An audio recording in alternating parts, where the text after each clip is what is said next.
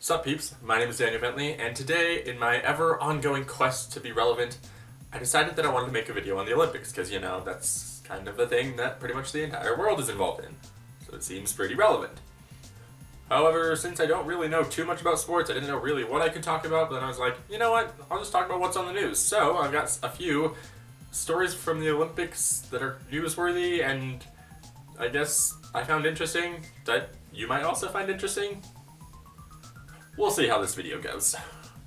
So the first one is that Ryan Lochte and 3 other American swimmers were apparently, there was a story that they were held at gunpoint. They say that they were in a taxi and pulled over by armed robbers, and so that was a big stir on the news, but now there's evidence surfacing that they might have made that all up. A tweet from Matt Gutman of ABC News says that there's video evidence showing that they were fighting with a security guard at a gas station. A subsequent tweet says that the video footage shows Lochte trying to break into the restroom and then fighting with the security guard. I mean, I guess you can't blame him too much. When you gotta go, you really gotta go.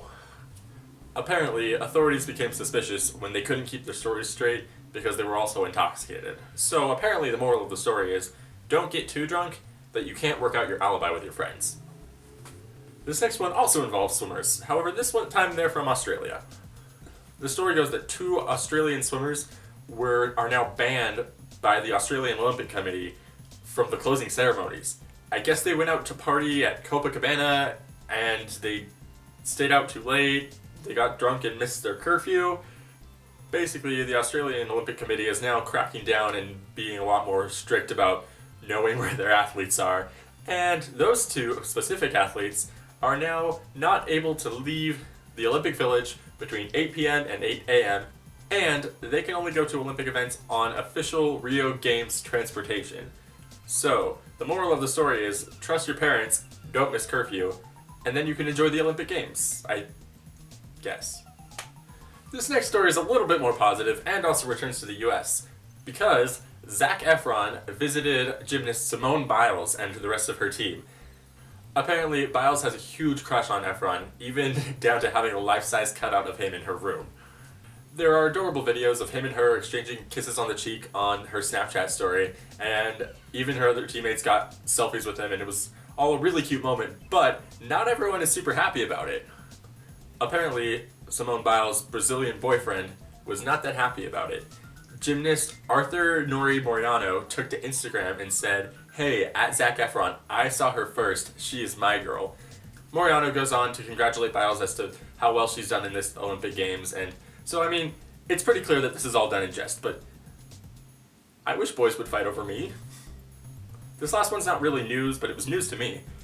I've really enjoyed watching the vlogs of Tom Daley from Team Great Britain, so I was watching his event, the men's 10-meter synchronized platform diving, and while I was watching, I was looking up some of the other athletes, and I found out that Steele Johnson from the USA also has a vlog. And this is all really cool to me because it makes the athletes seem so much more human. I mean, we see them doing these amazing feats, and then all of a sudden I see them on these vlogs, and they're just going about their day-to-day life, doing all the training involved, and just being human beings, and it makes it seem like they're a lot more real. Even seeing Simone Biles freak out about getting to meet her crush was it made her seem more human, even if she is incredibly superhuman in her gymnast abilities.